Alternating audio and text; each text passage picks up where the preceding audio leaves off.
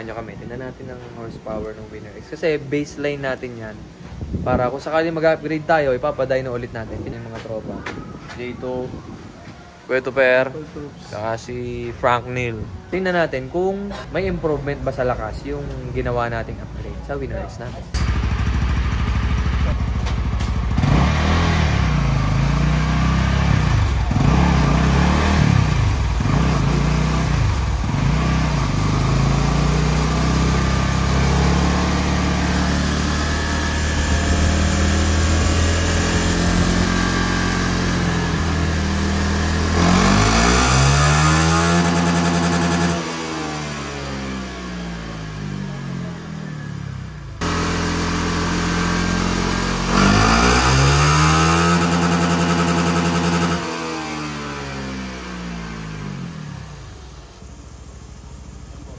Ayun, pero ano pa siya, medyo malamig pa eh.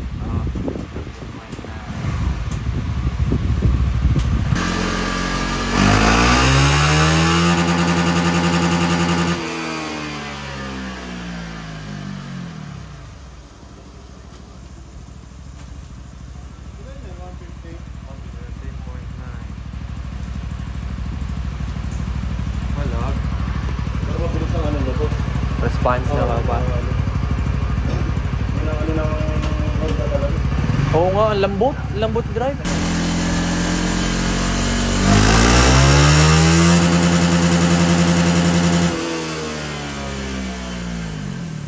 Mga 14 pa eh, no? Level 5 lang. Kasi mga sprocket. Pwede ba kung mag-manipulate, no?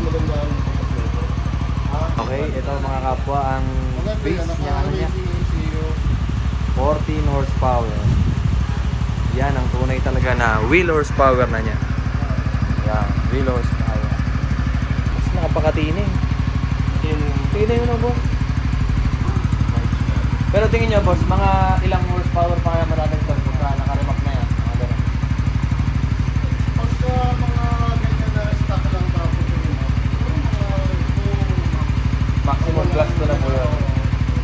depende, minsan may mga 3 something. Gifted po, no?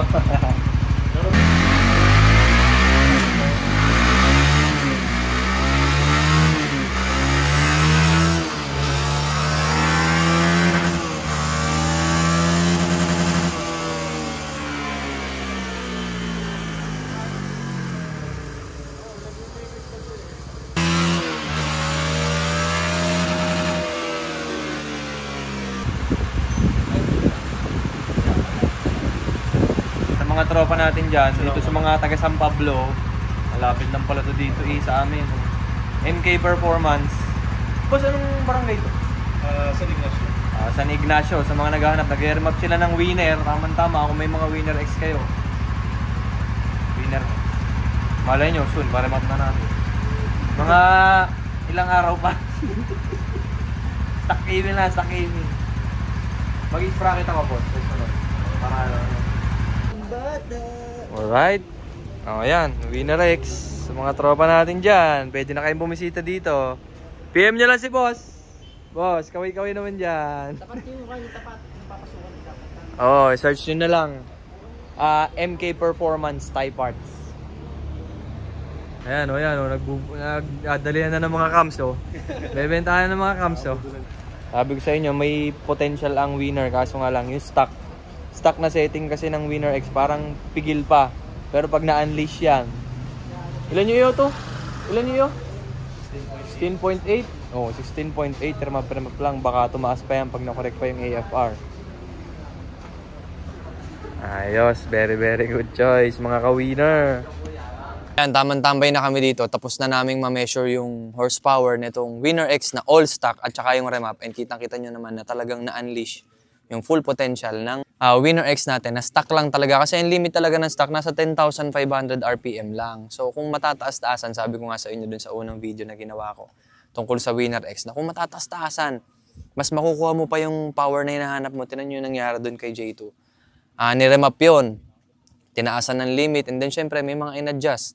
And nakita nyo from 14 horsepower, Naging 16.8 horsepower, napakalaki nun, almost 3 horsepower ng paremap lang ang ginawa, wala tayong ginalaw sa loob, di ba? So yun yung possibilities o potential na kayang ilabas talaga ng Winner X, marami pa talaga. Partida, ano pa lang yan, di pa tayo nag-tune ng sprocket, so eventually magpapalit kami ng sprocket. To, papalitan naman natin sprocket to. Mamaw sprocket. And soon, papalitan na natin na Mamaw sprocket set yung Winner X natin. Iisa-isahin natin. Tapos tingnan natin yung pinaka-useful talaga na upgrade. So, good thing and proven na natin na ang pagre-remap ay may performance boost talaga. Significant talaga yung performance niya. Especially kung gustong-gusto nyo magkarga o especially kung gustong-gusto nyo ng performance. Pero para sa akin, as daily use ng motor, pwedeng hindi na kayo mag-remap kung hindi nyo naman kailangan ng extra power. Pero kung kailangan nyo ng extra power, then why not?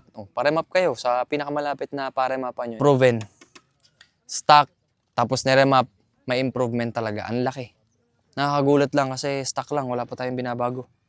Paano pa pag nag-Mamaw sprocket set tayo?